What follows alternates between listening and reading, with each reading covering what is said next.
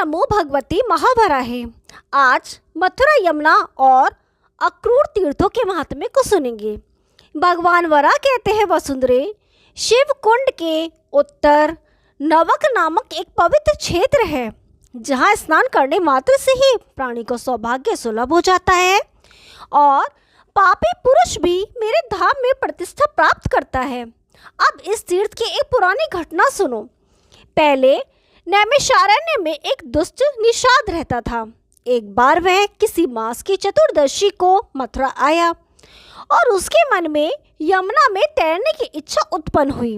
यद्यपि वह यमुना में तैरता हुआ संयमन तीर्थ तक पहुंच गया, फिर भी देवयोग से वह उससे बाहर ना निकल पाया और वहीं उसका प्राणांत भी हो गया। दूसरे जन्म में वही क्षत्रिय वंश में उत्पन्न होकर संपूर्ण भूमंडल का स्वामी बना, जिसकी राजधानी सौराष्ट्र में थी, और कालांतर में वही यक्षधनु नाम से प्रख्यात हुआ। वह अपने धर्म, छत्र धर्म तथा राजधर्म का भली भांति पालन करता तथा अपने राज्य की रक्षा और प्रजा का रंजन करने में समर्थ और सफल था। उसका विवाह काशीराज की सुंदरी कन्या पीवरी से हुआ। यक्षधनु की और भी रानियां थीं, किंतु सभी रानियों में पीवरी ही उसे सबसे अधिक प्रिय थी। वे उसके साथ भवनों, उद्यानों, उपवनों और नदी तटों पर विहार करता हुआ राज्य सुख का उपभोग करने लगा। कालांतर में उसके 7 पुत्र और 5 पुत्रियां उत्पन्न हुई। इस प्रकार यक्षधनु के 77 वर्ष बीत गए। एक समय जब वह शयन कर रहा था तो अचानक उसे मथुरा के संयमन तीर्थ की स्मृति हो आई और उसके मुंह से हा हा शब्द निकलने लगा। इस पर पास में सोई उसकी पटरानी पीवरी ने कहा, राजन, आप ये क्या कह रहे हैं? राजा ने उत्तर दिया, प्रिय, जो किसी मादक वस्तु आदि के सेवन से बेसुध रहता है, नींद में रहता है, अथवा जिसका चित्त विक्षिप्त रहता है, उसके मुख से असंबद्ध शब्दों का निकल जाना स्वाभाविक है। मैं नींद में था, इसी से ये शब्द निकल गए, अतः इस विषय में तुम्हें नहीं पूछना चाहिए। फिर रानी के बार बार आग्रह करने पर यक्षधनु ने कहा, शुभानने, यदि मेरी बात तुम्हें सुननी आवश्यक जान पड़ती है तो हम दोनों मथुरापुरी चले। वहीं मैं तुम्हें यह बताऊंगा, ग्राम, रत्न, खजाना और जनता की संभाल के लिए पुत्र को राज्य पर अभिषिक्त कर देना चाहिए। देवी, विद्या के समान कोई आँख नहीं है, धर्म के समान कोई बल नहीं है, राग के समान कोई दुख नहीं है और त्याग से बढ़कर दूसरा कोई सुख नहीं है।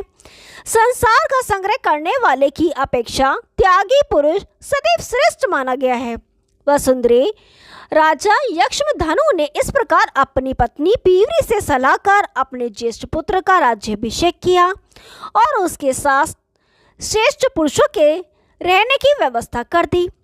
फिर पूर्ववासी जनता से विदा ले हाथी, घोड़ा, कोष और कुछ पैदल चलने वाले पुरुषों के साथ लेकर वे दोनों मथुरा के लिए चल पड़े और बहुत दिनों के बाद वे मथुरा पहुंचे। मथुरापुरी उस समय देवताओं की पुरी अमरावती जैसी प्रतीत हो रही थी। 12 तीर्थों से संपन्न उस पुण्यमयी पुरी ने मानो पापों को नष्ट करने के लिए अपने को मनोहर बना लिया हो। वसुंधरे, जब राजा यक्षधनु और पीवरी ने मथुरापुरी का दर्शन किया तो उनका हृदय प्रसन्न हो उठा। फिर उस रानी ने उस रहस्य को पूछा जिसके लिए वे मथुरा आए थे।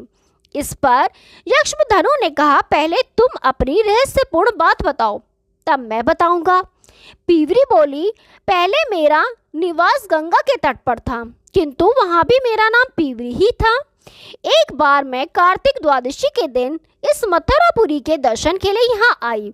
उसी समय नाव द्वारा यमुना को पार करते समय मैं अचानक धारा पतन तीर्थ के गहरे जल में गिर गई, जिससे मेरे प्राण निकल गए। इसी तीर्थ के प्रभाव से मेरा काशी नरेश के यहाँ जन्म तथा फिर आपसे विवाह हुआ। वसुंधरे, इसके बाद राजा यक्षधनु ने जिस प्रकार संयमन तीर्थ में उसकी मृत्यु हुई थी वह सब कथा पीवरी से सुनाई। अब वे दोनों मथुरा में ही रहने लगे और यमुना में स्नान करने का नियम बना लिया। प्रतिदिन नियम से वे मेरा दर्शन करते। कालांतर में वही शरीर त्याग कर सभी बंधनों से मुक्त होकर वे मेरे लोक को प्राप्त हुए। देवी, उसी मथुरा में मधुवन नामक एक अत्यंत सुंदर स्थान है और यही एक कुंदवन के नाम से मेरा प्रसिद्ध स्थान है, जहाँ जाने पर ही व्यक्ति सफल मनोरथ हो जाता है। यही वनों में प्रधान एक कामयक वन है, जहाँ स्नान करने से मनुष्य मेरे धाम को प्राप्त होता है। यहाँ के विमल कुंड तीर्थ में स्नान करने से प्राणी के संपूर्ण पाप धुल जाते हैं और जो वही प्राणों का परित्याग करता है वह मेरे लोक में प्रतिष्ठा पाता है। पांचवें वन को वकुल वन कहते हैं। वहाँ स्नान कर मनुष्य अग्नि लोक को प्राप्त करता है। यमुना के उस पार भद्र वन नाम का छठा वन है। मेरी भक्ति में परायण रहने वाले पुरुष ही वहाँ जा पाते हैं और उन्हें नागलोक की प्राप्ति होती है। खदीर वन सातवां है और आठवां महावन। नवे वन का नाम लोजक वन है, क्योंकि लोजक की इसकी रक्षा करता था। 10वें वन का नाम विल्व वन है। वहाँ जाकर प्राणी ब्रह्मा जी के लोक में प्रतिष्ठा पाता है। भांडीर वन 11वां है, जिसके दर्शन मात्र से मनुष्य माता के गर्भ में नहीं आता। 12वां वन वृंदावन है, जहाँ की अधिष्ठात्री वृंदा देवी हैं। देवी, समस्त पापों का संहार करने वाला यह स्थान मुझे बहुत प्रिय है। वसुंधरे, वृंदावन जाकर जो गोविंद का दर्शन करते हैं उन्हें यमपुरी में कदापि नहीं जाना पड़ता। उनको पुण्यात्मा पुरुषों की गति सहज सुलभ हो जाती है। यमुनेश्वर तीर्थ के धारापतन में स्नान करने पर मनुष्य स्वर्ग का आनंद पाता है और यहाँ प्राण त्यागने वाला मेरे धाम को जाता है। इसके आगे नागतीर्थ एवं घंटाभरण तीर्थ है, जिसमें स्नान कर मनुष्य सूर्य लोक में जाता है। वसुधे, यहाँ सोम तीर्थ का वह पवित्र स्थान है जहाँ द्वापर में चंद्रमा मेरा दर्शन करते हैं। इसमें अभिषेक कर मनुष्य चंद्रलोक में निवास करता है। यहीं जहाँ सरस्वती नदी ऊपर से उतरी है वह पवित्र स्थान संपूर्ण पापों को हरने वाला है। मथुरा के पश्चिम में ऋषिगण निरंतर मेरी पूजा करते हैं। प्राचीन काल में सृष्टि के अवसर पर ब्रह्मा द्वारा मन से निर्मित होने के कारण इसका नाम मानस तीर्थ पड़ गया है। यहाँ जो स्नान करते हैं उन्हें स्वर्ग मिलता है।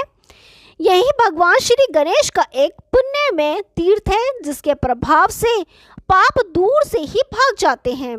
यहाँ चतुर्थी, अष्टमी और चतुर्दशी के दिन स्नान करने से मनुष्य के सामने श्री गणेश जी के प्रभाव से दुख पास में भी नहीं फटकते। विद्या आरंभ की जाए अथवा यज्ञ एवं दान आदि की क्रियाएं संपन्न करनी हो तो सभी समयों में गौरी नंदन गणेश जी धर्मकर्ता पुरुष के कार्य को सदा निर्विघ्न पूर्ण कर देते हैं। यही आधा कोस के परिमाण वाला परम दुष्कर शिव क्षेत्र है, जहाँ रहकर भगवान शंकर इस मथुरापुरी की निरंतर रक्षा करते हैं। उसके जल में स्नान और उस जल का पान कर मनुष्य मथुरावास का फल प्राप्त करता है। भगवान वरा कहते हैं, देवी, अब मैं एक दूसरे दुर्लभ अक्रूर तीर्थ का वर्णन करता हूँ। अयन विषु तथा विष्णुपदी के शुभ अवसर पर मैं श्री कृष्ण रूप में वहाँ स्थित रहता हूँ। यहाँ सूर्य ग्रहण के समय स्नान करने से मनुष्य राजसूय एवं अश्वमेध यज्ञों का फल प्राप्त करता है। अब इस तीर्थ के एक बहुत पुराने इतिहास को सुनो। पहले यहाँ सुदन नाम का एक धनी एवं भक्त वैश्य रहता था।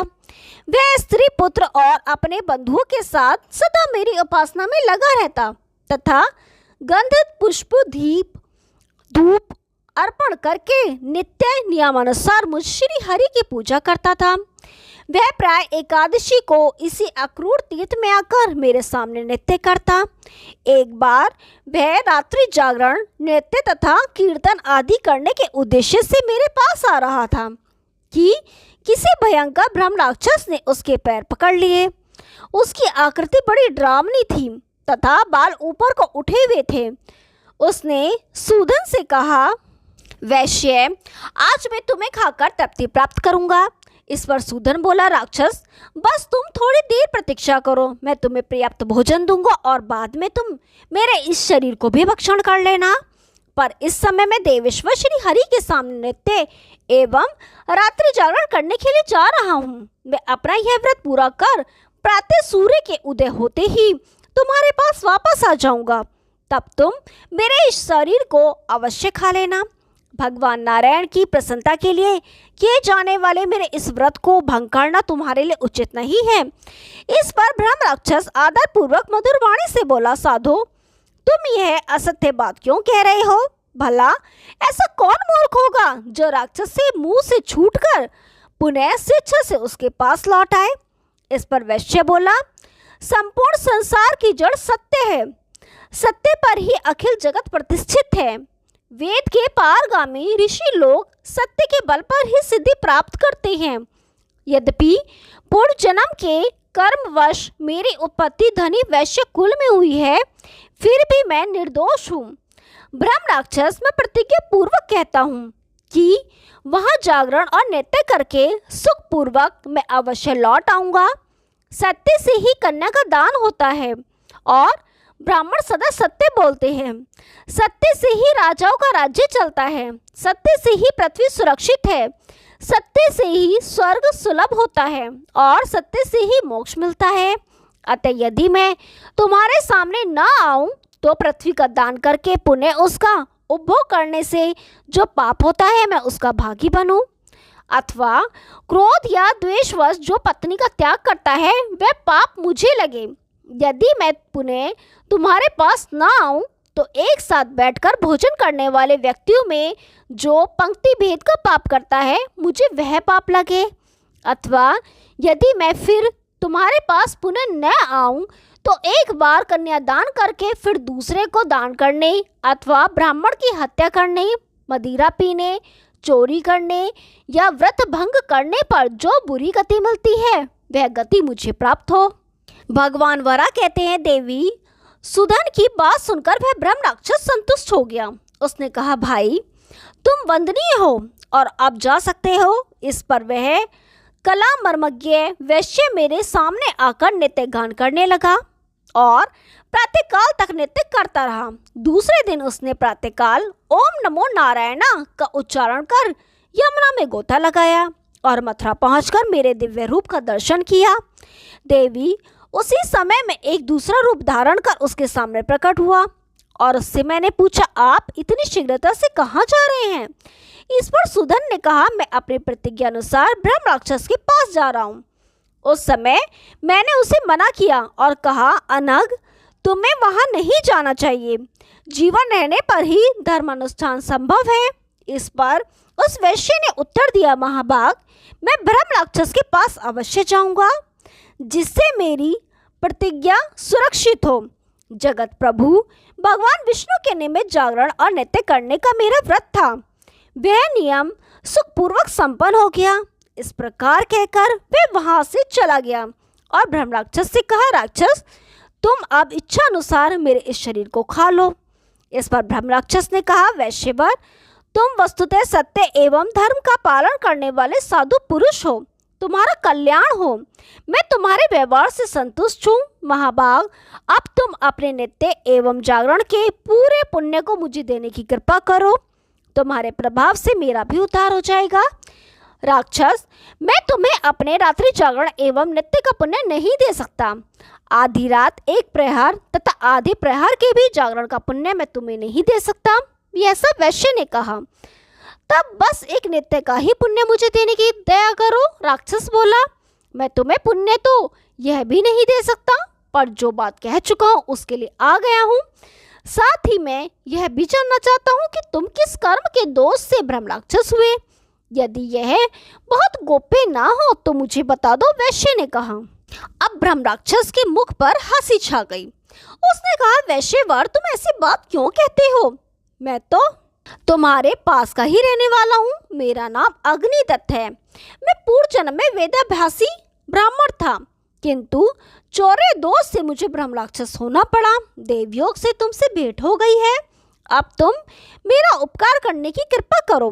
वैश्यवर, तुम यदि एक ही नृत्य एवं गान का पुण्य मुझे दे दो तो मेरा उद्धार हो जाए। वैश्य ने कहा, राक्षस, मैंने एक नृत्य के पुण्य का फल तुम्हें दे दिया, फिर तो उस एक नृत्य के पुण्य के प्रताप से उसका तत्काल उद्धार हो गया और ब्रह्म राक्षस की योनि से सदा के लिए मुक्ति मिल गई। भगवान वरा कहते हैं, देवी, उसी समय वहां ब्रह्म राक्षस की जगह शंख, चक्र, गदा एवं पद्म धारण किए मैं भगवान श्री हरि प्रकट हो गया। उस समय मेरे श्री विष्णु रूप के अपने श्री विग्रह की आभा परम दिव्य थी। भक्तों की याचना पूर्ण करने वाले श्री विष्णु रूप में मैंने उस वैश्य से मधुर वाणी में कहा, तुम अब से परिवार उत्तम विमान पर चढ़कर मेरे दिव्य विष्णु लोक को जाओ। वसुंधरे, इस प्रकार कहकर मैं भगवान श्री हरि वहीं अंतर्धान हो गया और सुदन भी अपने परिवार के सहित दिव्य विमान द्वारा सशरीर विष्णु लोक में चला गया। देवी, अक्रूर तीर्थ की यह महिमा मैंने तुम्हें बतला दी। उस कार्तिक मास के शुक्ल पक्ष की द्वादशी तिथि को जो तीर्थ में स्नान करता है उसे राष्ट्रीय यज्ञ का फल प्राप्त होता है और वहाँ श्राद्ध तथा वृषोत्सर्ग करने वाला पुरुष अपने कुल के सभी पितरों को तार देता है। ओम नमो भगवती महावराय। आगे का भाग कल सुनाएंगे, तब तक के लिए नमस्कार।